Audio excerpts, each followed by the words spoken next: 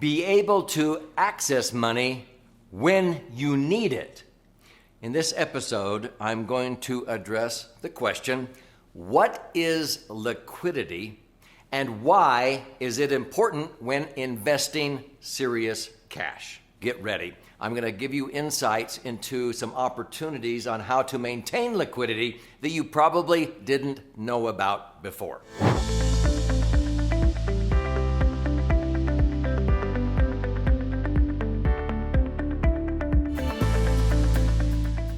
So my name's Doug Andrew, and I've been very blessed in my 48-year career thus far to have authored 12 books. I've been very honored. We've had some bestsellers, New York Times, Wall Street Journal #1 bestsellers in 2007, 2008. But in all of my financial books, I really focus a lot on the key elements of a prudent investment. And I give stories and examples of when people did not adhere to these key elements. They ignored them and they got into trouble. People oftentimes get these in reverse order. Now, the number one key element of a prudent investment is liquidity. Many advisors put it second, third, or fourth down the list, and unfortunately, many investors do not put it at the top of the list as far as importance. I'm going to tell you right now, whenever you lack liquidity, something happens where you regret having the ability to access money when you really need it in the event of an emergency. So let's go into an explanation of liquidity, how to maintain it, why it's so important, and what investments pass the liquidity test with flying colors. So simply put again, liquidity is the ability to access your money when you need it, perhaps with an electronic funds transfer or a phone call. Sometimes people get liquidity confused with convenience. They think that because the bank or the credit union has been down on the corner now for 20 years and it has a drive-up window, that qualifies as being liquid. No, that's convenience. A lot of people don't understand that money in a bank or a credit union, even though it might be insured FDIC and so forth, that if push came to shove, a bank or credit union, if we had a run on the bank, if we had a collapse in this country, could say, sorry, we don't need to give you your money on deposit in this institution for 6 months. A lot of people don't realize that. Now, again, there's panics and so forth, and that's why FDIC was brought about after the Great Depression and what have you. But folks, if you put your money in a bank or credit union, that is a short-term vehicle. That's why they only credit you at less than 1% during low-interest environments. Where does a bank or credit union put the money you put in their institution? Have you ever thought about that? Sometimes people go, well, they loan it back out again. Well, yeah. Let me talk about liquidity during very bad times in American history. Let's go back to the Great Depression. In the Great Depression, we had real estate that some of it dropped 80% in value. Now, you had to find a buyer for your real estate, and maybe you really took a hit because real estate dropped in value. Banks closed during the Great Depression. 40% never reopened again. Guess who came through the Great Depression with flying colors? The legal reserve insurance industry. They credited 2.5%, 3.5%, but they came through with flying colors. There wasn't one single legal reserve insurance company that went under in the Great Depression. What's legal reserve mean? They have to have reserves on hand that are liquid and safe in the event of a financial collapse, a run on the bank. In fact, in 2008, there were about 400 banks that went under. About 900 more were on the brink of going under, on the watch list. The federal government asked the 5 major banks in America to disclose where they had their Tier 1 assets. This is money that banks and credit unions have to have on hand, liquid and safe, in the event of an emergency, a run on the bank. Guess where they had 30 to 40% of their Tier 1 assets? In insurance companies. Why? Because most insurance companies, the ones that I put my money into, are rated, AA and AAA.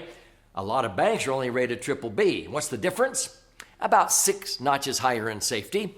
So a bank, is taking your money you deposit in the bank, and they're increasing the safety by many times, 6 times higher, 6 notches higher in safety.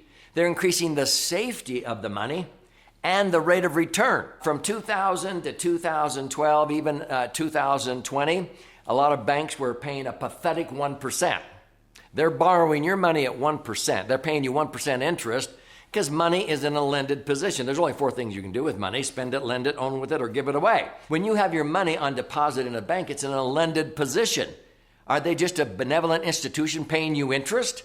No, what are they doing with your money? Well, they're loaning it back out again at 5, but they take some of it and they put it into insurance companies at 5. How much more is 5% than 1%? Don't say 4. It's 5 times. It's 500% more. Every million they borrow from us and pay 10 grand a year in interest, they can turn around and put it into an insurance company and make 50,000 or 5%.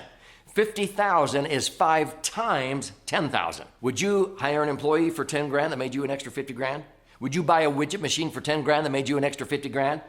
I'll do that all day long. That's called a 500% return on employment costs or equipment costs. So let me come full circle here. Why is liquidity so important? Well, I want to have access to my money, and I can get access with an electronic funds transfer or phone call in an insurance company. They would be the last domino to fall, so to speak, if we had a collapse in this country. I want access to my money when I need it. And so I want to put my money where many banks and credit unions put their money, which is actually our money, we deposit there, to increase the liquidity and the safety. So you can bypass the middleman to have access to money. It's not the drive-up window. I can access money with an electronic funds transfer or phone call, and I can do it the smart way, which I discuss on this very channel. So let me show you why it's important to subscribe to this channel, and then I'm going to connect the dots here. So before I share with you an actual story of when I learned the lesson of how important liquidity is, if this is inspiring you, it's intriguing you, or you can think of somebody who would benefit from watching this episode, be sure and share this video, post a comment, click like. But I want you to subscribe. Why? Because when you subscribe and you click that little bell, you'll be notified every time I post a video, an educational session. And I do that almost on a daily basis. I don't want you to miss out. And there's many opportunities there to be able to listen and learn, watch and learn. At the end of this episode, I want to gift you a copy of my most recent 300-page best-selling book called The Laser Fund. Okay? Now, I learned this lesson the hard way, that it's a lot better to have access to money and not need it than need it and not be able to get it. It's a lot better to have and not need than need and not have. That's true with maybe food storage. It's true with medical supplies, all kinds of things. But when it comes to money, it's a lot better to have access or liquidity on your money and not actually need it than to need it and not have liquidity, not be able to get it. I learned that lesson the hard way clear back in 1982 when I had 3 things happen to us, my wife and I.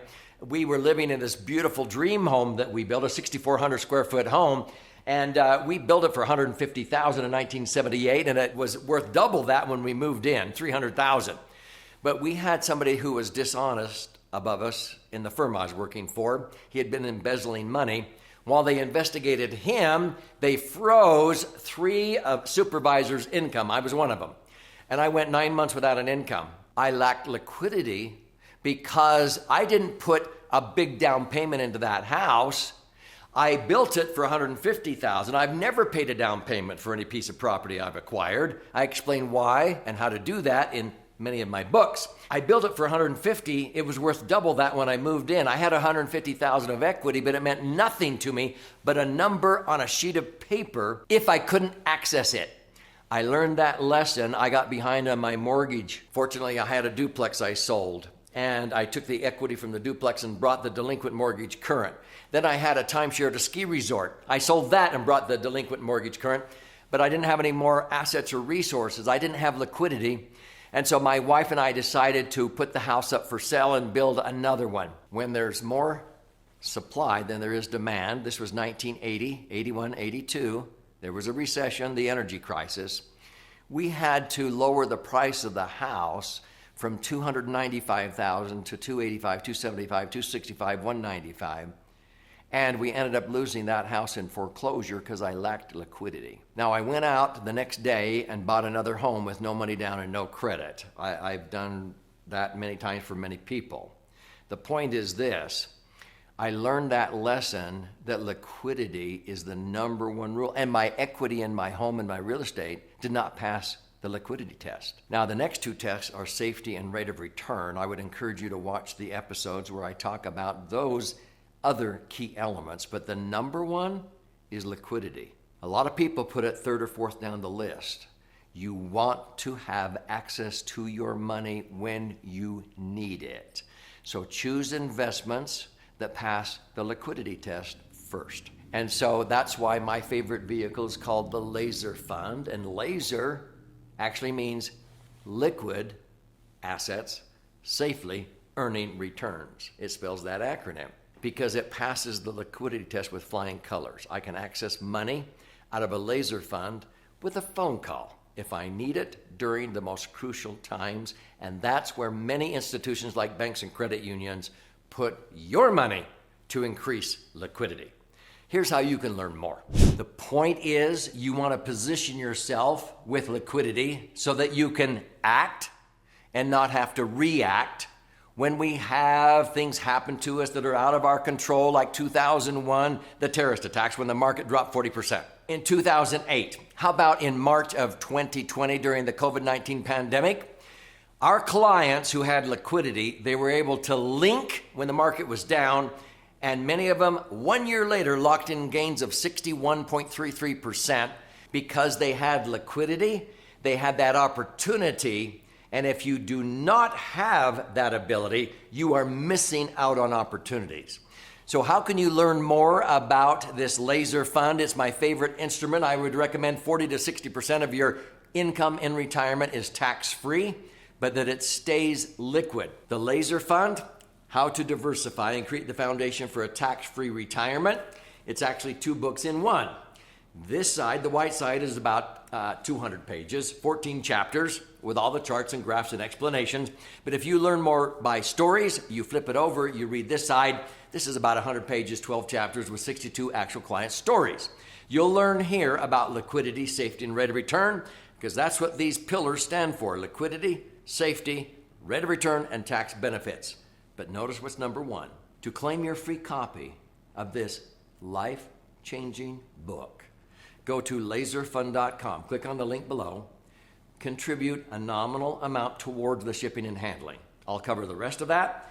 I'll fire out a copy to you, and there's also options there to listen and learn, watch and learn. But as you begin to engage, you will understand opportunities that you probably never knew existed before, and why I believe liquidity is number one, then safety, then rate of return, instead of the reverse. So here's to your brighter financial future.